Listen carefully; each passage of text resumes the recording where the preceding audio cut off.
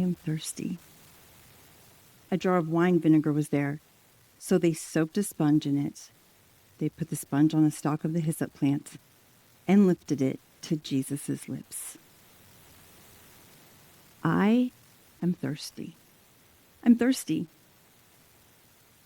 To be honest, this word has bothered me every time I have heard these, because these other 6 words, they're so powerful. They're beautiful. They're about forgiveness and connection and healing and hope. And then somewhere in here lands this, I'm thirsty. I don't like it. It just doesn't fit. And every year it's bothered me. So last year I realized there's something I can do. We have access to the Bible and we have access to resources. And so I started studying and I was like, God, reveal something cool to me. Let me find something new. Like, does that phrase mean something else? Does the word thirsty, when I go back to where it was the original word, does it mean something else? And I found cool things. I found out the reference to the Old Testament. I found out the hyssop branch meaning. But when it came down to it, the truth is, it meant that Jesus was thirsty. I didn't really care for that. So I thought, you know what? I'm going to make it mean something. I'm going to draw a connection to it. And so I came up with this great epiphany of how Jesus was present. You know how we can detach? We're good at this. If we can do this, God can do this. So Jesus is up on the cross, and of course, he's God. He could totally, get away from all this pain. He could disassociate, and he stayed there. I had such a great word for you in my own accord until about 6:15 a.m. yesterday morning. We were doing 40 days of prayer. We were right over there. And I did one of those really dangerous prayers where you go, hey, God, I have this thing, and I'm going to submit it to you. And my thought was I got this kind of figured out. But if there's anything else you just want to tweak, it's yours. And he said, good, because now we can get real. I'm glad you're laughing because I wanted to throw up. Because real looked like, I don't like this verse. It hurts. It makes me angry. And it feels like a broken contract.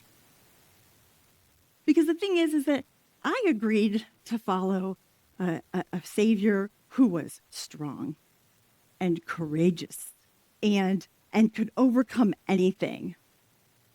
I didn't sign up for this Jesus is going to be on a cross and suddenly be like, wait, you watch movies? You know, in a battle scene and the hero is out there and they're fighting, they don't stop and go, I have feelings. Jesus, you can't do that. Palm Sunday. We celebrate Jesus is riding in on the donkey and there's all those people, Hosanna, Hosanna. And they're so excited about this strong, powerful king. And then a couple days later, they realize that's not the king they signed up for.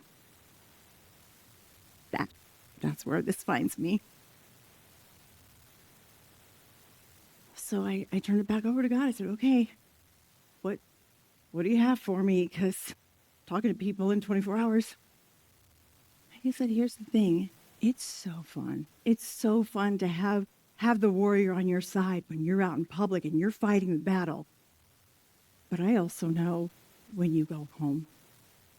I also know when it gets dark. And I know when you feel like you have experienced a pain and you have memories and you have experiences that nobody knows, that nobody has felt. He said, I need to be your Savior in that moment. I need you to know that I was a human, that I felt things, that I know everything you've been through. So back to these 7 words. 6 words that remind me how strong and courageous and what an amazing king I follow. And this one word, where Jesus just says softly to me, he says, Rita, please stop putting me up on a pedestal. I came to hang on a cross. I'd like to end the way that I continue to get myself in over my head, and that's just in prayer. So dear God, thank you. Thank you so much that we get to show up and just be who we are and feel the feelings that we have because you're not scared of them. But I'm sorry. I'm sorry that I was trying to find the right words and I try to control who I let you be in my life.